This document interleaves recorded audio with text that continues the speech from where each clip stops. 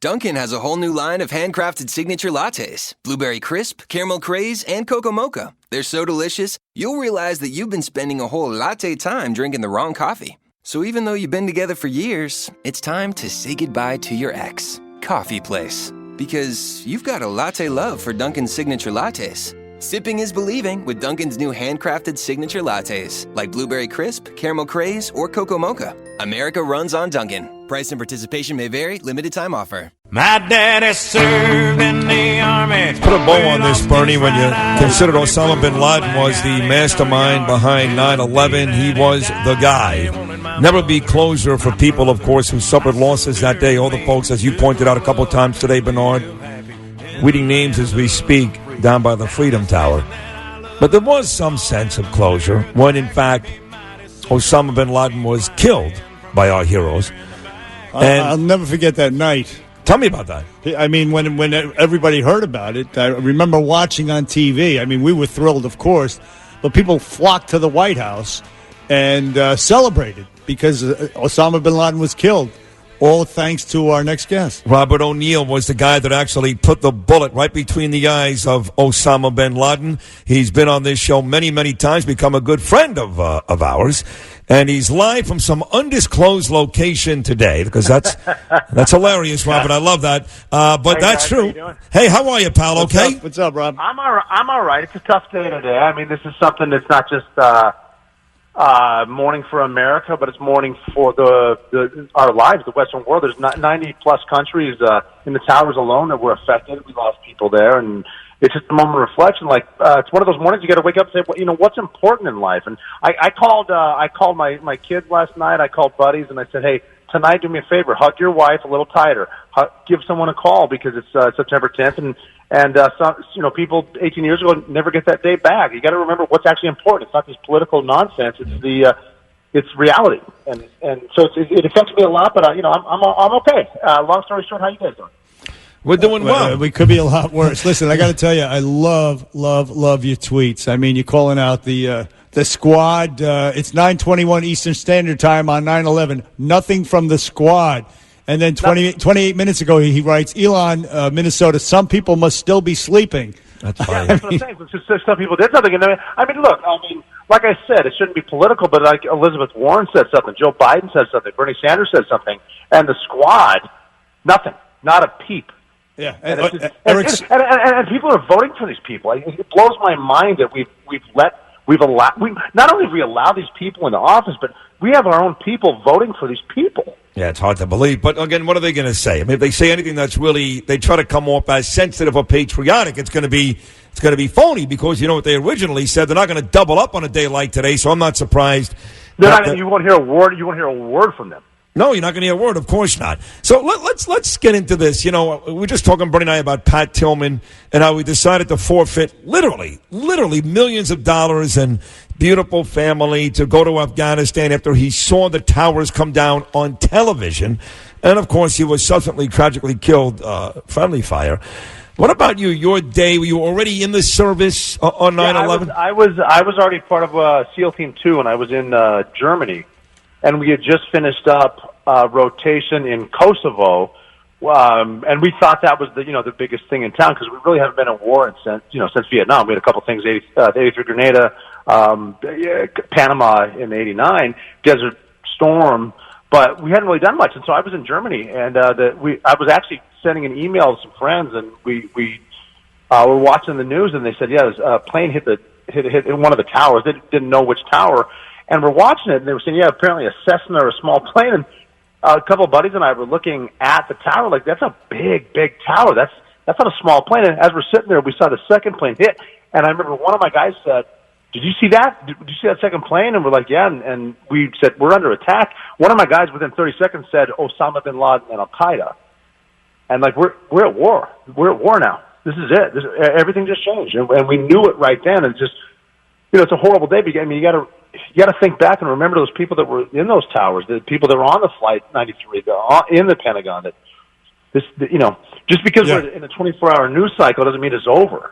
No, exactly right. Listen, Robert O'Neill, the man who shot Osama bin Laden between the eyes. By the way, you can read all about his life and his time in the service. The book is called The Operator, Firing the Shots That Killed Osama bin Laden, and My Years as a SEAL Team Warrior. I read the book. It was a fantastic account.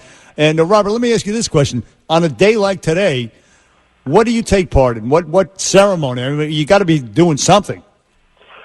Yeah, I'm out in, like I said, in an undisclosed location, but I'm out in Washington. I'm talking to some people, and it's just a reminder. Everybody wants to hear a good story, but it's just a reminder to tell everyone, life's short. We're here for a limited time. There's no reason to wake up and be angry at anything. And even when I talk to like high school football teams and college football teams, or just even students, it's like.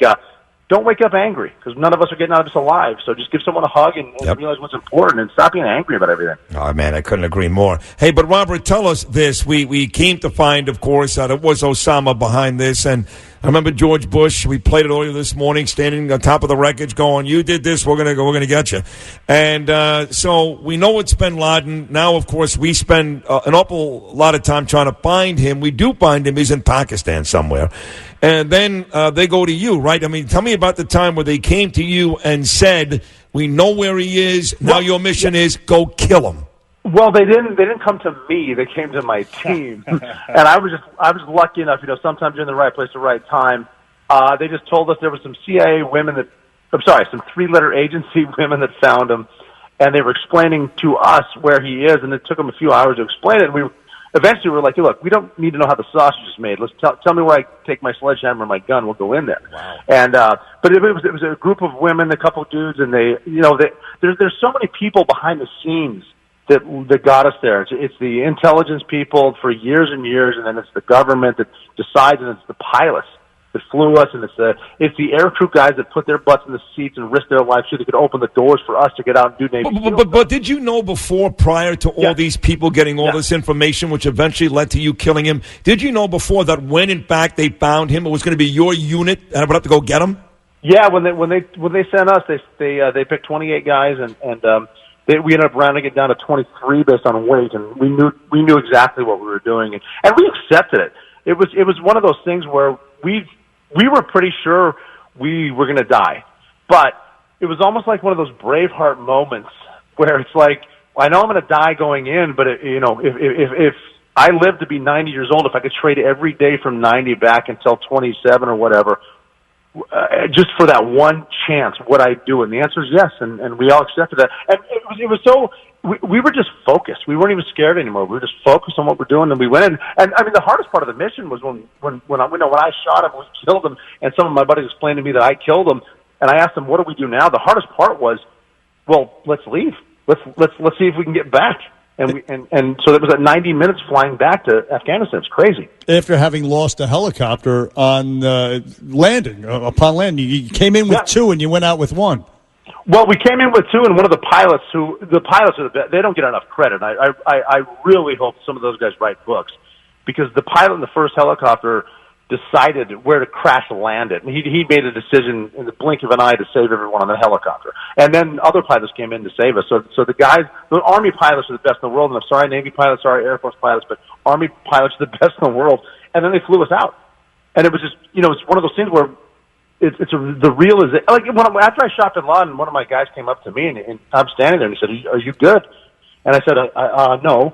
What do we do now?" Yeah. He said, "Well, now we find the computers." And I'm like, "Yeah, you're right. I'm back. We do this every night." And he said, "Yeah, you just killed Osama bin Laden. Your life just changed, but let's get to work." But you didn't just shoot bin Laden. I mean, you told Bernie and I this story in detail before. It's in the book, of course, The Operator. I mean, you had to go upstairs. You had to encounter other people with guns before you found Osama bin Laden. Finally, just kind of sitting there.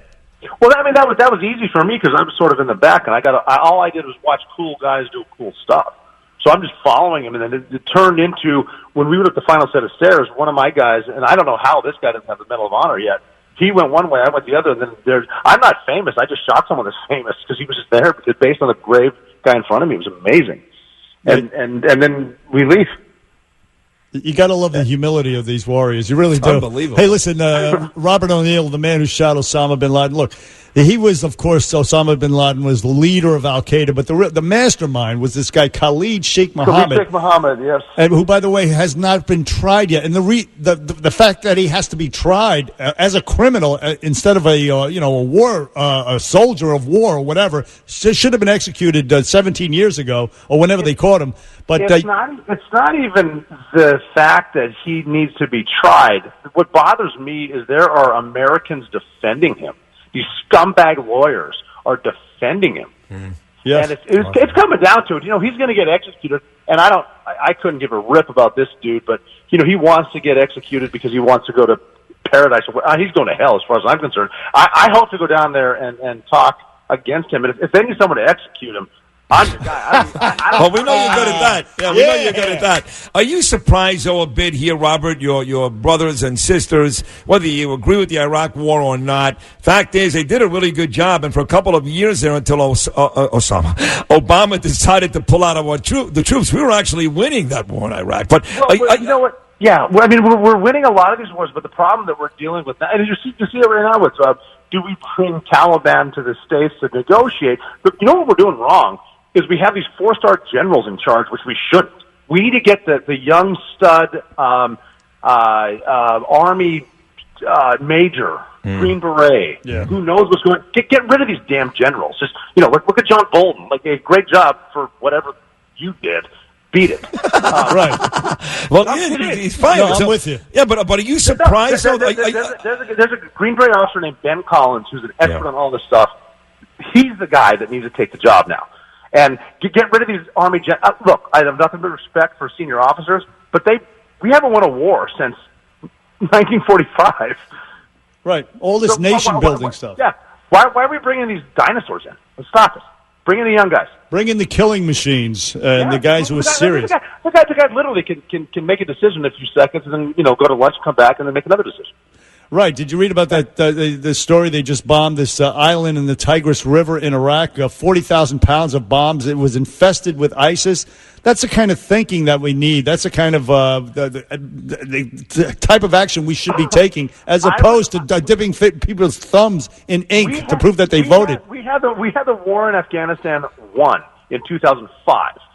We went in there. We smoked them. We beat the crap out of people.